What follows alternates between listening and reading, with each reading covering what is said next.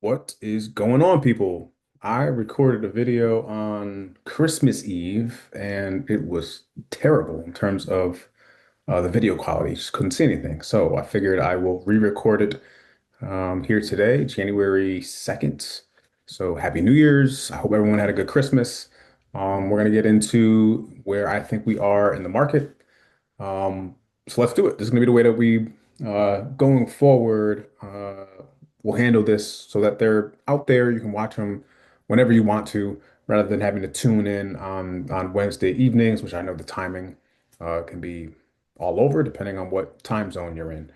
Um, so with that said, let's get into it. I have a few charts to sort of go over. We're going to talk about liquidity because that is a great indicator of what is to come, essentially how much money is inside of each market, where the money is flowing. That helps us determine uh, which asset classes will rise or fall.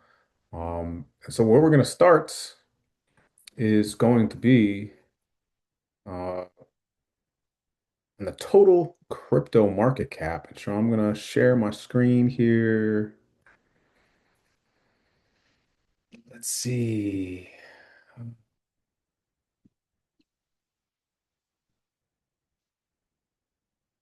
Right. So first, let's look at the total crypto markets. This is telling us how much money is inside of all of crypto. Obviously, Bitcoin, Ethereum representing the top of that market, but this is everything. Your layer one, layer twos. It's everything at once. Now, you can notice I've already drawn out some lines here. These are our support lines. We can ignore those for a moment. It's the channel that I really want you to keep in mind here, because we can see this channel has been active since June of 2022. We have been inside this channel since June of 2022. We did a whole lot of sideways action early on as we were finding support in that first year or so. We finally started going up uh, the end of the year, 2023. We hit a peak up here, came down, bottomed, right? And then we sort of followed that pattern. I know we've covered this before in terms of other stocks. These channels are always helpful to me because they represent points at which you can expect the market to sort of go up and down, up and down. Well, we are certainly at a down point, roughly $3 trillion or so. We'll call it 2.9. We're slightly above that, around three now, but 2.9 trillion or so is that support level that we don't want to see the market dip below. When we start getting under $2.9 trillion, that signifies a true bear market. That means that these are going down, right?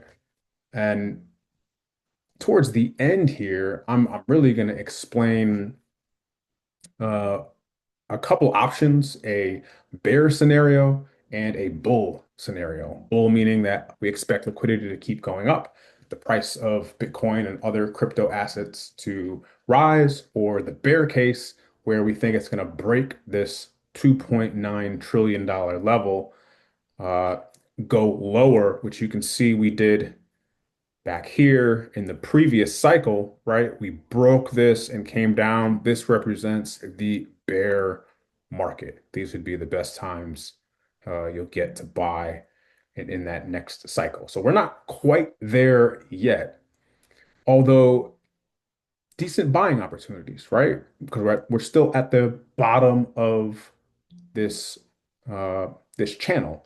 But do you want to put all your money in because you think we're only going up from here? No, not yet. Uh, and let's look at a couple other reasons why here. So again, we're talking liquidity. what I'd like to look at is US dollar token or Tether. And we've looked at this channel uh, again previously. Now, Tether is one of the largest cryptos in the world. It is a stable coin, US dollar token, meaning one is the equivalent to a dollar, right? And it always stays at that. It does not change. But what this chart is showing us is again market cap. So how much money overall in the whole system is being held in US dollar token. Now, we've discussed this previously.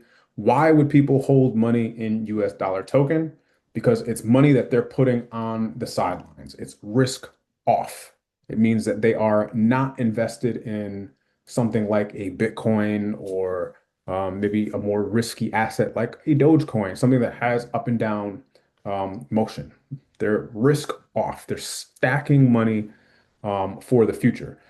Now, how do we know that they're stacking money? Well, because they're at the top of this channel, right? The top of this channel. Anytime we have in an upward motion. So even here, as we're seeing money going up, you might be saying, well, okay, if it's going up, does that mean people are putting money on the sideline? The answer is, in that case, more of a yes and no. Because typically when it's at the bottom of the channel and it's still rising, that means that you're having uh, newcomers to the market. People are coming in because the market is doing well, prices are going up, so they're entering in. That's why you're still getting more liquidity.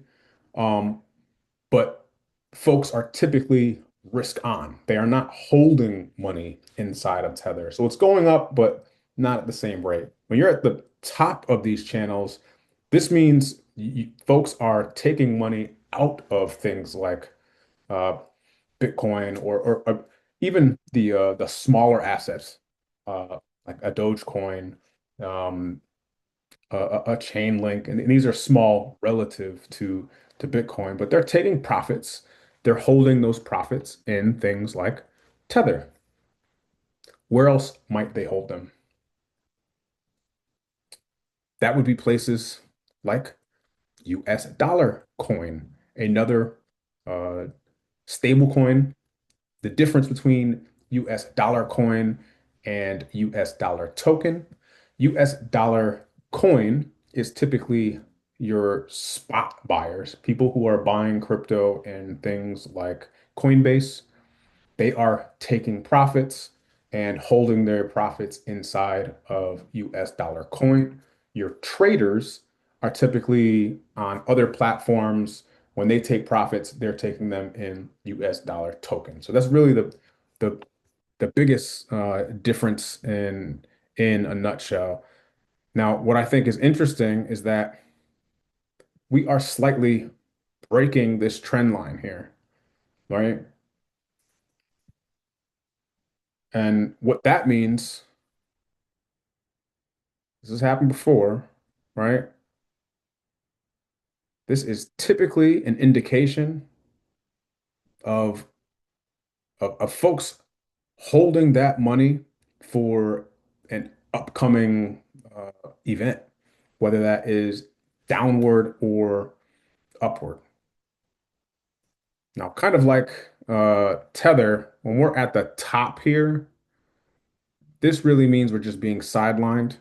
We're holding uh, we're holding cash, we're taking profits. But when we start to break this, we start seeing it collapse a bit, then it really means that money is coming out of the asset and going into risk on assets. So you're starting to see your institutions actually put money into the market. Those these are buying opportunities is ultimately what I'm trying to say here. Now, does that make sense based on where we saw the market, um, the overall? crypto market when we were looking at this total market cap? It does, right? Buying opportunity. We're at the bottom of a channel. So think this through for a moment, right? The difference between your traders who are using leverage and your spot buyers are typically holding for very, very long periods of time. So being at the bottom of a channel here for a spot buyer represents a much better buying opportunity than for a trader who typically wants to hold during shorter periods. This is a bit more uncertain for a trader. We're not sure if we're hitting that bear market where we're dipping down, or if we're going to have a continuation, something like this, where we then went up to the top. Now, let's take a peek at the stock market. Why? Because we're still going to talk liquidity here. And what I want folks to understand is that typically money flows in a pretty predictable way. Now, you can see we are at all-time highs. This is a daily chart. We've been on daily charts for each one of these. I'm switching to a weekly so I can show you just how high we are, right? Now, not abnormal that the stock market goes up. The stock market always goes up because we always print money. But being at a all-time high, at some point, you're going to get a correction. Now, I spread this out a bit. We were at an all-time high here back in December of, it's actually a little bit later, February or so of 2020. We had a large correction to the downside. We hit another all-time high, December 2021, correction to the downside. Hit an all-time high, January 2025, correction to the downside. Typically, when this happens, a couple things are going on. Feels like I'm lagging a little bit here. Hope this video comes out legible. But a couple things going on, right? The the first is that what are people doing with that money, right? Where is it actually going? Because what this essentially is telling you is that money is being pulled out of these stocks. It's being removed. There's selling pressure. The money has to go somewhere, right? Now, where it goes is typically going to be gold, uh, potentially other risk on assets like Bitcoin, crypto, but the money has to go somewhere. It doesn't disappear into thin air. Yeah, people will spend some money, so it'll leave the system completely and go to some bank accounts.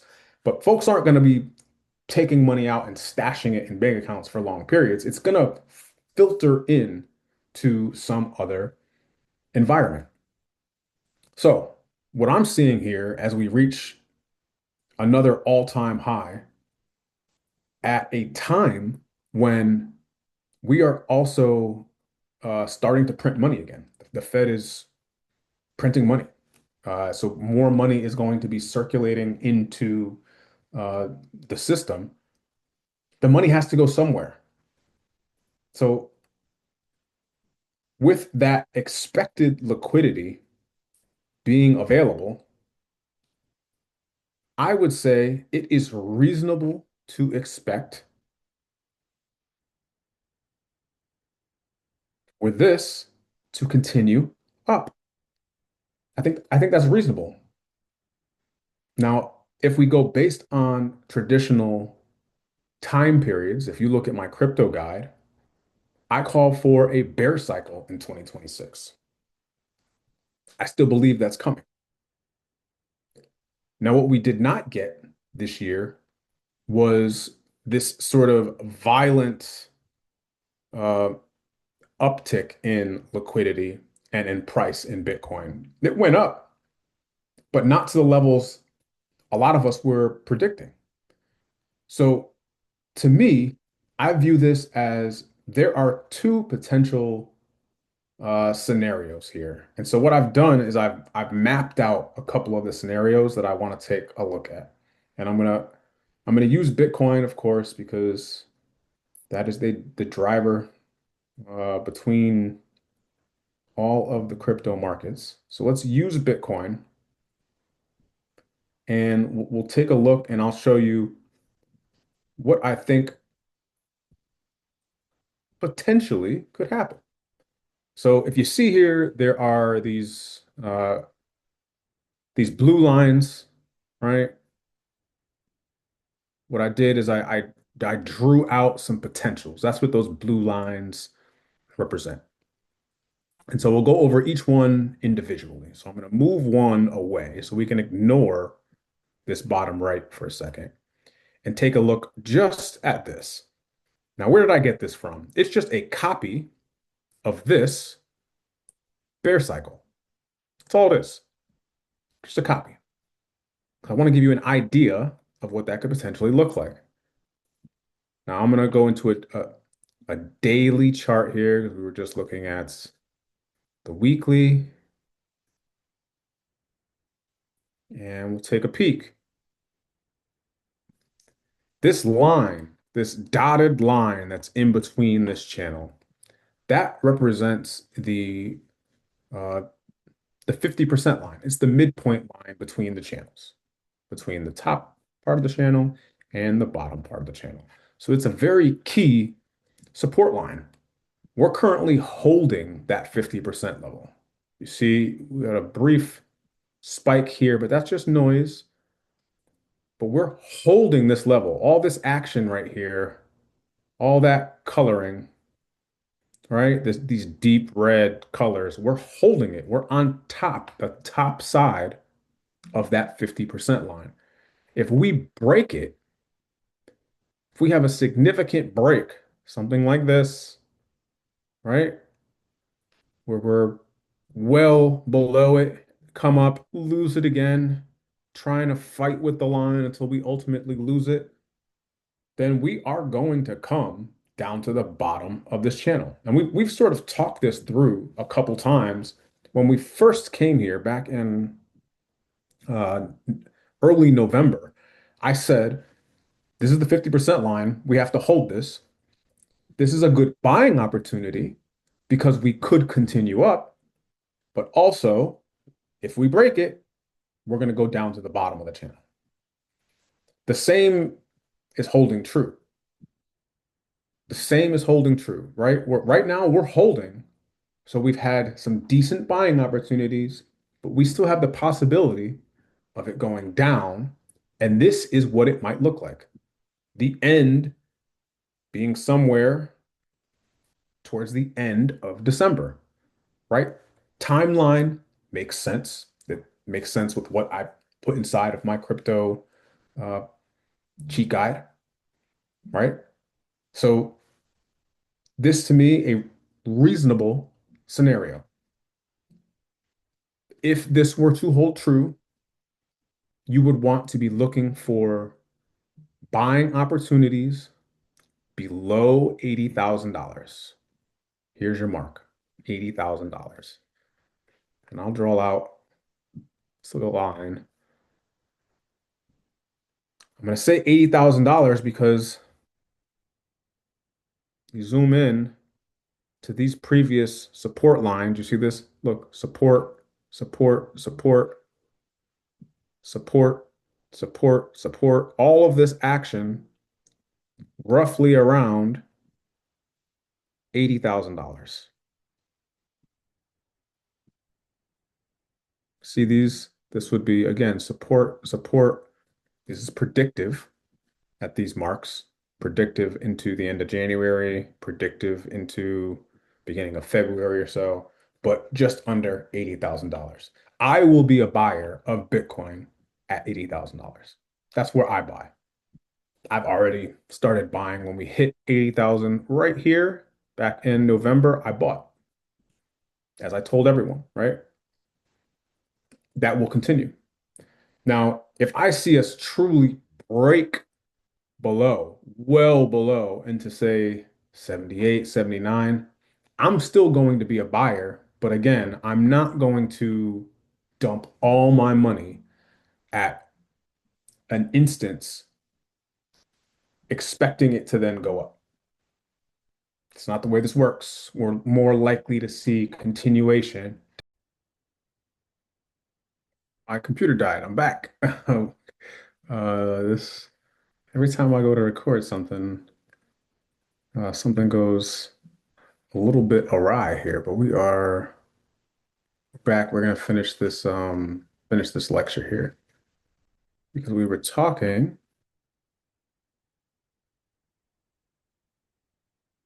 about Bitcoin. We were giving scenarios for Bitcoin. We were saying how we would be a buyer below this $80,000 mark. And we're showing a bottoming somewhere around 60K or so. Is that where I think the true bottom will be? I don't know, not necessarily, but we'll get into that in a second. Now let's look at the other scenario. We looked at that one. Let's look at an upward momentum case here. So we can ignore this for a moment. Uh, but hold on, Mr. Shadow, you said if we break this this line, this 50% line, this dotted line that's going across, if we come down, if we start seeing Bitcoin hitting marks of 77,000, that's below the 80K line. That's below this dotted line. That's the 50% line. How would we go up from there? Well, that is fairly normal in upward cases. What tends to happen when you have, and again, this is predictive. So is it going to happen exactly this way? No, but it's an example of a way it could. Now, what is this mark here? This is just a copy of this. It's just a copy, okay? It's what we saw the last time we were around this 50% line. Now, the difference is that the last time we saw it, we were trying to break through it, right? This time we're actually on the top of it. So, it could look something more like this potentially. But again, this is predictive. Where you put this up to you. So maybe this is perhaps more accurate uh, to you. But the point I want to make is that although breaking it is a bad thing, it's not a good thing. In terms of upward momentum, it does typically act as this gold sieve. You ever seen the when people are sifting for gold? It's like a whole bunch of little pan, almost like you put pasta into to get the water out. Same concept, right? Shifting it around and the sand falls through and you're left with a little gold nugget. Think think of it. Think of this 50% line, breaking that 50% line similarly. It's it's scaring enough people out of the market before that last upward leg. The market is trying to scare you out of your position. That's normal. So these dips, the same thing happened back here, right? If you sold your crypto on Sunday, August 4th for $49,000, if you were holding a single Bitcoin and you sold it on August 4th, for $49,000, how do you think you would feel on December 24th when it's then worth $107,000? It doubled.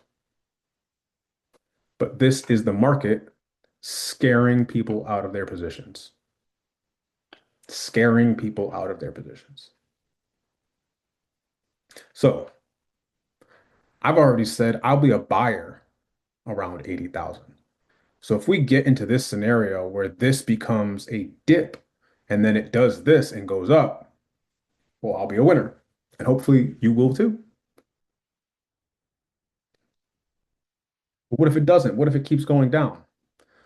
And this is why we have two scenarios. This is why I'm going to overlap both at the same time, something like this. My point in showing you this, I don't have a crystal ball. I can't tell you what the market is going to do. Hopefully you've watched this video all the way through when you're getting to this end point, because this to me is the good stuff. But I want you to have the background, the reasons why the market does what it does, what overall liquidity looks like to this point, what we would need to happen to have it continue to go up, right? We need more money in the market for pricing to keep going up. But if we use $80,000 as our buying point, then how do we ultimately lose?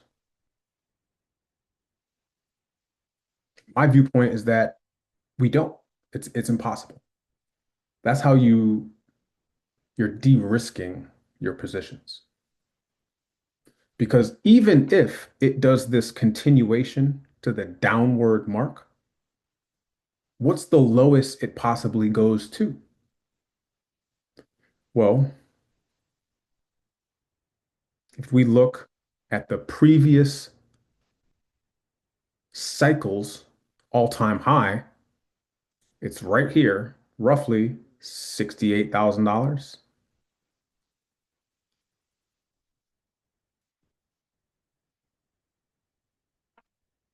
That was the low point of this cycle when we had a bear cycle and it went all the way down to 15,000. That was roughly the all previous cycles all-time high. Sorry, right here. Roughly, right? So if we look here, and if I'm saying predictively with uh this copied pattern that it gets us somewhere down here around 65,000, does that make sense? Well, yeah, it does. Because the previous cycle's all-time high is right here around 68,000. So if we start buying, follow me now, at 80,000, and then we set buying marks at 77,000, 75,000, 73,000, 71,000, etc., all the way down. We just step as it continues to go down, we buy more and more and more, lowering our average. We can reasonably expect the true bottom to be somewhere around $68,000. So the next cycle, when it goes up, we can reasonably expect to double our money. It's happened, if not triple. It's happened in all the previous cycles. If we do not get this continuation pattern down, and this is just a true dip, and it goes back up, we make a bunch of money. We sell some for profit, and we wait for it to fall down, re-enter.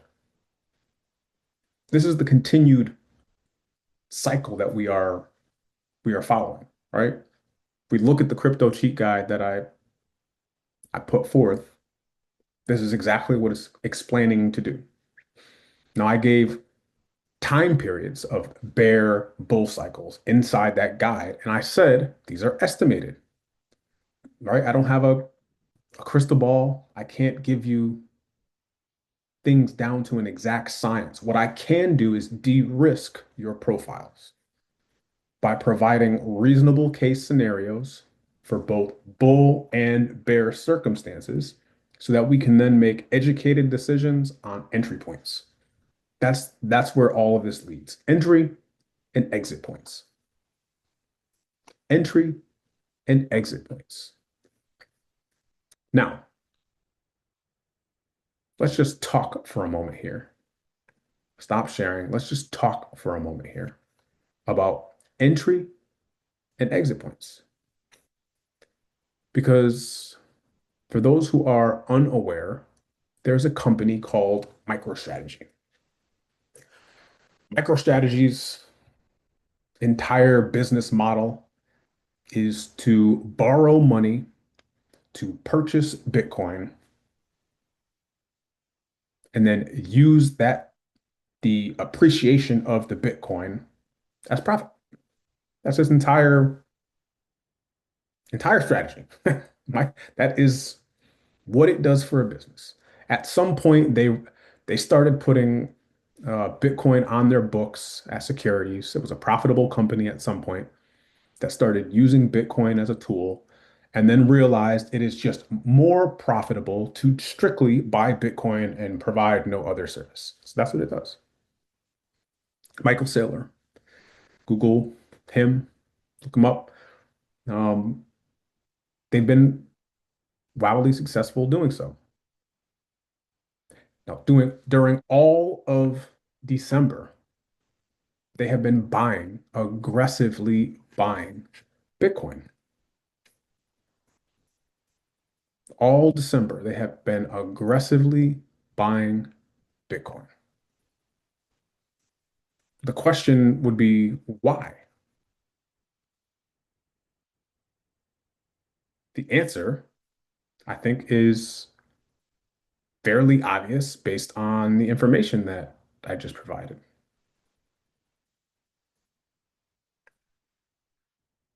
right?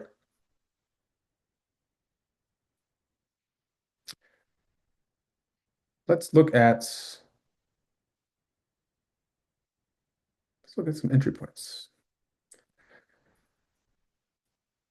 Now, I typically do not provide folks with uh, like, like buying data entry points. I typically do not. I would prefer we look at charts together, that you learn yourself to read some of the information, and that you make the choices yourself. What I don't want is for folks to say, oh, well, you said buy here.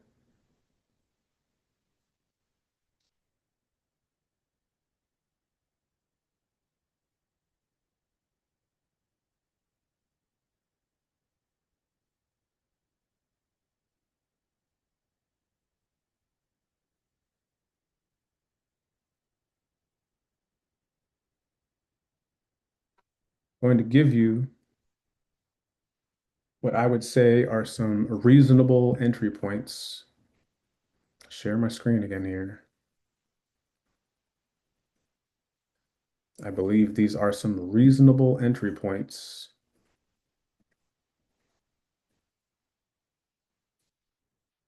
There we go. If we see a dip below 80,000, 76,000, it's a great entry point for Bitcoin. If we hit 76,000, I would assume these would be similar prices to where you would see these other cryptos, and I will be buyers for them as well.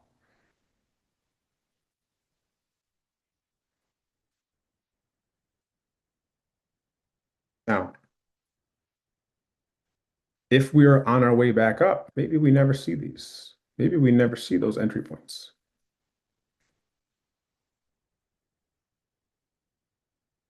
But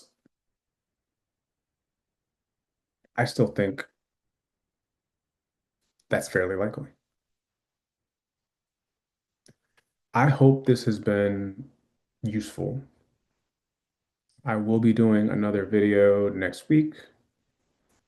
I'll talk more about how I came to some of those entry points. I will talk more about where I think we're going. I'll give updates on what liquidity is looking like. And we'll do this thing together. But again, I hope this is useful. I hope me posting the videos in this style is more useful. Feel free to ask any questions um, in the chat room related to these videos, and I can address those questions in just text form inside the message board, or I can potentially look up further charts and provide more information. Uh, Again, I hope everyone finds this useful, and I appreciate you being here in the Discord. Happy New Year, folks.